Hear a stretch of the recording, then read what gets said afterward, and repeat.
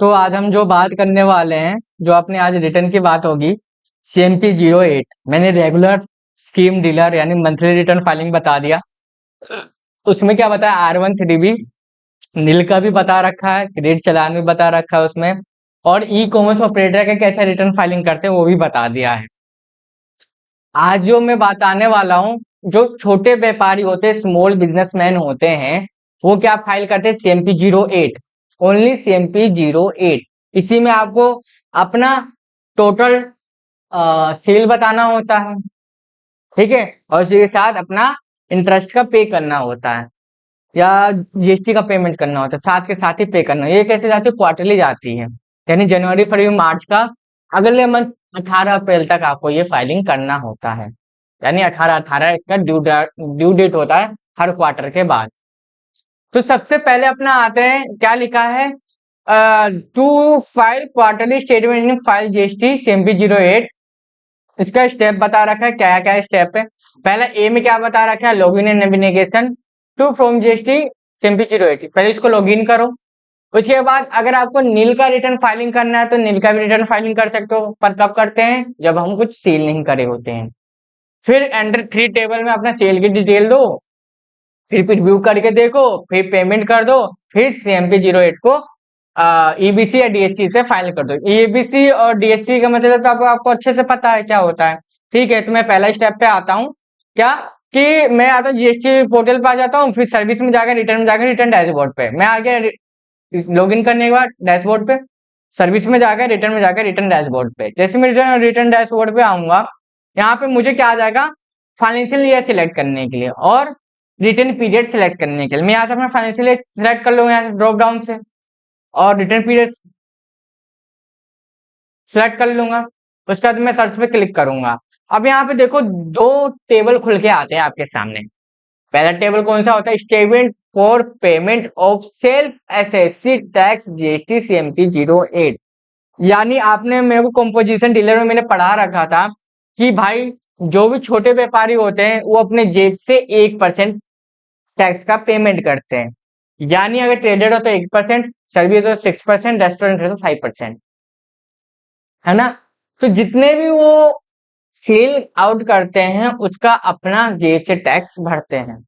तो मैं prepare online पे करूंगा, देखो 18 तारीख दे रखा है हर मंथ का। अब यहाँ दूसरा टेबल क्या दे रखा है, auto drafted detail for registered person obtain composition levy. GSTR 48 table क्या होता है, जो भी आपने परचेज किया था रजिस्टर्ड पर्सन से वो आप यहाँ व्यू करके देख सकते हो, ठीक है।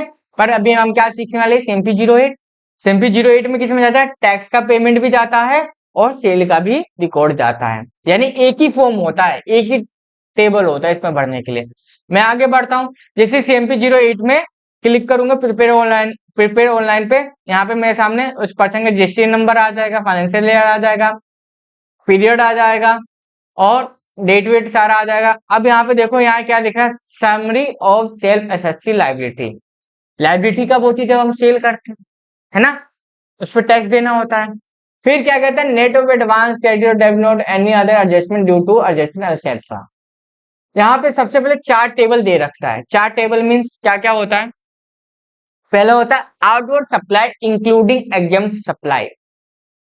अब इसमें क्या बोला, जितना भी आपने टैक्सेबल सप्लाई किया है प्लस नील रेटेड हो, एग्जेम्प्टेड हो या नॉन GST कैटेगरी का ही क्यों ना आपने सप्लाई किया हो, सारे को इकट्ठा करके टोटलिंग करके आप वैल्यू यहाँ पे लिख दो।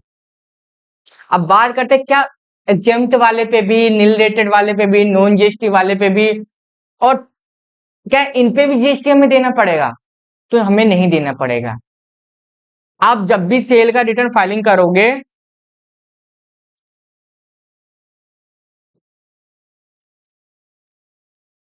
तो इसमें क्या है, आपको क्या करना पड़ेगा, जो आपका taxable value, non GST value, exempt value और नील रेटेड वैल्यू, पहले सबको तो टोटलिंग करना पड़ेगा।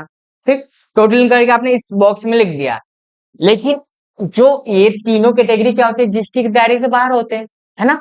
नील रेटेड पे 0 है, एग्जेम्प्ट में तो है ही नहीं, और नॉन GST से बाहर ही है, तो इस पे आपको टैक्स देने की जरूरत नहीं है। बेसिक से यहाँ टोटल वैल्यू डाल रहे हो आप, पर टैक्स देने की जरूरत उस पर नहीं है। तो आप बोलोगे भाई टैक्स किस पे दे, जो आपने टैक्सेबल वैल्यू सप्लाई किया है ना, पहले आप क्या करोगे, कैलकुलेशन निकालोगे।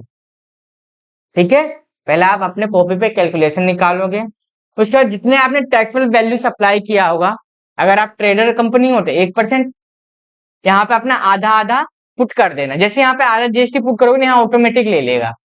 ठीक है, दूसरा चीज, अगर आप सर्विस प्रोवाइडर तो 6%, और मैन्युफैक्चरिंग सॉरी होटल और रेस्टोरेंट वाले हो तो 5%। ठीक है, फिर कौन से वैल्यू पे आपको टैक्स कैलकुलेट करके अपने जेब से देना है, ओनली टैक्सेबल वैल्यू पे। लेकिन हमें टोटल सेल बताना होता है तो टोटल वैल्यू तो आप यहाँ बता दो, क्योंकि यहाँ पे क्या बोला है साफ साफ, इंक्लूडिंग एग्जेम्प्ट सप्लाई, है ना। तो आपको यहाँ टोटल वैल्यू बताना है, पर टैक्स किस पे देना है, ओनली टैक्सेबल सेल वैल्यू पे। बात क्लियर हुआ, पहला टेबल। दूसरा टेबल क्या कहता है, inward supply attracting reverse charge including import of service. अगर आपने फॉरेन कंट्री से कोई सर्विस लिया है ना, सर्विस परचेज किया, तो उसका डिटेल आप यहाँ पे दीजिए और उसका टैक्स आप अपने जेब से दीजिए। बात समझ में आया। यहाँ पे क्या है, आपका आईजीएसटी भी हुआ होगा, सीजीएसटी एसजीएसटी ऑटोमेटिक ले लेगा। जैसे आप आईजीएसटी डालोगे यहाँ पे आपको आधा आधा डालना पड़ेगा। ठीक है, ठीक है, क्योंकि आप इंपोर्ट करवा रहे हो, सर्विस ले रहे हो, परचेज कर रहे हो सर्विस। ऐसा कोई है सर्विस जो आपने फॉरेन कंट्री से लिया है, तो आप उसकी डिटेल यहाँ पे फीड कर दीजिए। अब जितना आपने यहाँ पे टैक्स अमाउंट डाला है ना पे करने के लिए, यहाँ पे टैक्स पेबल की लायबिलिटी आपको इस बॉक्स में शो हो जाएगा। अगर आप लेट रिटर्न फाइलिंग करो तो इंटरेस्ट का भी आपको यहीं शो हो जाएगा। यहाँ तक बात क्लियर हुआ। अब मैं आगे बढ़ता हूँ। पहला बात ये है, दूसरा बात सिनेरियो में नील का बाद में देखते हैं। ठीक है, अब क्या है, जैसे कि मान लो यहाँ पे मैंने अपने डाल दिया, टोटल टैक्सेबल वैल्यू इतना डाल दिया, मेरे जीएसटी इतना बन रहा था, मैंने डाल दिया। इसके बाद मैंने इंपोर्ट ऑफ सर्विस करवा रखा है, यहाँ पे मैंने फीड कर दिया, टोटल टैक्सेबल लायबिलिटी मेरी इतनी बन रही है पे करने के लिए। ठीक है, उसके बाद मैं क्या करता हूँ, एक बार सेव बटन कर देता हूँ। सेव बटन जैसे ही किया, मैंने यहाँ सक्सेसफुली सेव हो गया। सेव होने के बाद मैं क्या करूंगा, प्रीव्यू ड्राफ्ट करके देखूंगा कि हाँ कैसा ड्राफ्टिंग है इसकी। तो मैं प्रीव्यू ड्राफ्ट करके देखा, तो देखो जो जो मैं चारों टेबल में फीड किया वो सारा कुछ यहाँ दिखा रहा है ना। उसके बाद मैं आगे बढ़ता हूँ, उसके बाद मैं क्या करूंगा, प्रोसीड टू फाइल। ठीक है, प्रोसीड टू फाइल जैसे क्लिक करूंगा, आपके सामने जैसे प्रोसीड टू फाइल करूंगा तो यहाँ पे मुझे क्रिएट चलाने के लिए ऑप्शन दे देगा, क्योंकि मुझे पे करना है ना, टैक्स की लायबिलिटी पे करना है। मानो प्रोसीड टू फाइल आप कर देते हो, तो उसके बाद यहाँ पे आपको एक ऑप्शन आता है टैब का, क्रिएट चलान का, क्योंकि मैं इस पे क्रिएट चलान पे अभी क्लिक करूंगा। क्रिएट चलान जैसे ही क्लिक करूंगा, अब इसका मतलब आप पहले पूरा डिटेल में समझ लो किस टेबल में किस में क्या क्या जाना है। एक आता है कैश लेजर बैलेंस, यानी आपको जो हमने लेजर बैलेंस का इलेक्ट्रॉनिक क्रेडिट और रिवर्सिंग वाला लेजर का ओवरव्यू दिया था ना, 6-7 लेजर ओवरव्यू का, उसी में आपका क्या आता है, कैश लेजर का, यानी आपके बिजनेस में कैश लेजर कितना पड़ा हुआ है। ठीक है, आपको ये अमाउंट क्या करना है, कैश लेजर में आपको इतना पड़ा, टैक्स में इतना पड़ा, इंटरेस्ट में इतना पड़ा, लेट फीस में इतना पड़ा है, ये सारा आपको बताएगा कि किस किस में कितना कितना मेरे पास कैश लेजर में भी अमाउंट मेरे पास पड़ा हुआ है। दूसरा आता है यहाँ पे पेमेंट ऑफ टैक्स। एक चीज याद रख लेना, जो भी आपका लेट फीस का इंटरेस्ट का अमाउंट जो होगा, वो आपके टैक्स वाले अमाउंट से एडजस्टमेंट नहीं हो सकता है। मैंने क्या बोला, जो भी आपका टैक्स का सॉरी सॉरी जो भी आपके इंटरेस्ट का और लेट फीस का जो अमाउंट होगा, और जो आपकी लायबिलिटी बन रही होगी टैक्स की पेमेंट के लिए, उससे एडजस्टमेंट नहीं हो सकता है। लेट फीस का इंटरेस्ट का अमाउंट किससे एडजस्टमेंट हो सकता है, ओनली लेट फीस और इंटरेस्ट के साथ ही। यहां तक बात क्लियर हुआ। ठीक है, अब आते हैं यहाँ पे पेमेंट ऑफ टैक्स में क्या करते हैं। जैसे ही हमारे यहाँ पे आ गया, पहला आता है टैक्सेबल पेबल, कि आपका भी लायबिलिटी कितना बन रहा है पे करने के लिए, अदर देन रिवर्स चार्ज में, जो रिवर्स चार्ज में नहीं आता और जो रिवर्स चार्ज में है यहाँ पे आपको बता देगा। कोई एडजस्टमेंट रहता है प्रीवियस में, यानी पिछले मंथ में, जो आपने पिछले क्वार्टर में, सॉरी ये एमपी 08 फाइलिंग कर रहे ना, पिछले क्वार्टर में अगर कोई एडजस्टमेंट का अमाउंट रहती है तो यहाँ पे शो कर देगा। मेरे केस में नहीं है, मेरा शो नहीं कर रहा है, मेरे क्या है इसी क्वार्टर का है तो मेरे यहाँ शो कर रहा है। इंटरेस्ट पेबल भी आपके लिए कुछ नहीं है। अब यहाँ पे आपका पेड इन केस, कितना आपको कैश पेमेंट करना पड़ेगा अपने बैंक अकाउंट से डिपॉजिट करके, यहाँ दिखाएगा। यहाँ पे एडिशनल पे दिखाएगा, जैसे ही यहाँ एडिशनल पे दिखाएगा आपको क्या करना पड़ता है, क्रिएट चालान। मैं एक बार देखता हूँ आगे।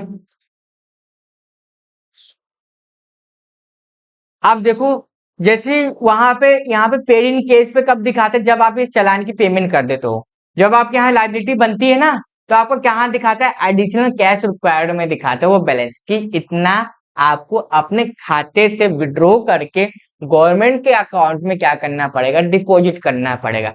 जब तक यहाँ पे 0 नहीं होगा तब तक आगे आप फाइल ही नहीं कर पाओगे। मैंने क्या बोला, जब तक इसको 0 नहीं कर पाओगे, जब तक आप आगे टैक्स की पेमेंट फाइल नहीं करो। आपको भैया इसको 0 करने के लिए क्या करना पड़ेगा, यहाँ पे क्रिएट चालान है, क्रिएट चालान पे आप क्लिक करोगे। जैसे क्रिएट चालान पे आप क्लिक करोगे, आपके सामने ऐसा चालान कॉपी बन के आ जाएगा। यहाँ पे आपको दिखा देगा जीएसटी इतना देना है, जीएसटी इतना देना है अमाउंट, टोटल अमाउंट कितने का चालान आपका बनना 42,830 रुपए का। यहाँ पे आपको इंग्लिश वर्डिंग में भी लिख के आ जाएगा 42,830 ओनली। यहाँ पे आपको बोल रहा पेमेंट ऑफ मोड, मैं दोबारा रिपीट कर देता हूँ। इसका मतलब क्या होता है, ई पेमेंट का मतलब होता है कि क्या आप ऑनलाइन बैंकिंग के थ्रू पेमेंट करना चाहते हो, यूपीआई से पेमेंट करना चाहते हो, तो वो आ गया। ओवर द काउंटर, अगर आपका जीएसटी का पेमेंट 10,000 तक है, आप सोचो ऑनलाइन से मैं ना पेमेंट करो, तो आपको जीएसटी डिपार्टमेंट में जाके पेमेंट करना पड़ेगा। मैंने आपको बताया था जीएसटी सर्च में जुरिडिक्शन कैसे देखते हैं। भाई जब मैं जीएसटी का सर्टिफिकेट बता रहा था, वहां पे सर्च करके दिखाया था जीएसटी का कैसे एड्रेस पता करेंगे, वहां दिखाया था ना जुरिडिक्शन, याद रखो। जुरिडिक्शन था, आप उस जुरिडिक्शन पे जाके आप ओवर द काउंटर 10,000 तक की पेमेंट कर सकते हो। एनएफटी और आरटीजीएस में क्या होता है कि आप एनएफटी और आरटीजीएस से भी पेमेंट कर सकते हो। अब मैं आगे आता हूँ, जैसे क्रिएट चालान पे क्लिक करूंगा, देखो मैं क्रिएट चालान पे आ गया। अब मैं इसमें से एक मेथड सिलेक्ट करता हूँ, क्या, ई पेमेंट टैक्स, ठीक है।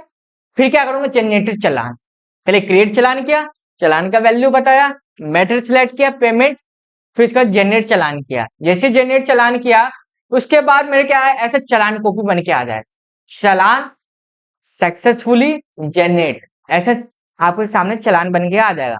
आप वीडियो देखना, मैंने उसमें क्रिएट चालान करके भी वीडियो डाल रखा है, कैसे ऑनलाइन क्रिएट करते हैं, ये तो मैं पढ़ा ही रहा हूँ।